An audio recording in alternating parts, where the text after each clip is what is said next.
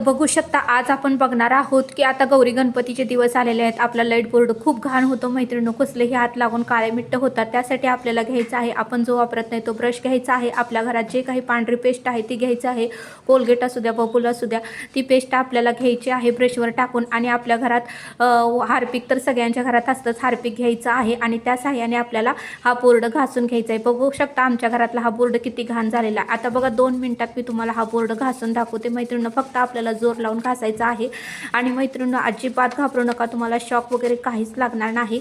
आणि बघू शकता आता मी बोर्ड स्वच्छ झाल्यानंतर तुम्हाला लाईट ही लावून दाखवणार आहे, मला शॉक बसलेला नाही, त्यामुळे घाबरू नका, अजिबात शॉक वगैरे लागणार नाही। फक्त पाण्याचा वापर करू नका मैत्रिणींनो, 100% गॅरंटी देऊन सांगते तुम्हाला।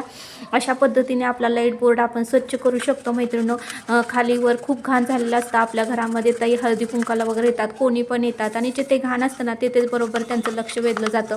अशा पद्धतीने तुम्ही जर लाईट बोर्ड स्वच्छ केला ना तर खूप सुंदर आणि छान होईल। हार्पिक आणि कोलगेट याचाच वापर करायचा आहे, पाणी वगैरे काहीच वापरू नका, अजिबात पाण्याचा एक थेंब सुद्धा वापरू नका। अशा पद्धतीने बघा आपला लाईट बोर्ड स्वच्छ केलेला आहे।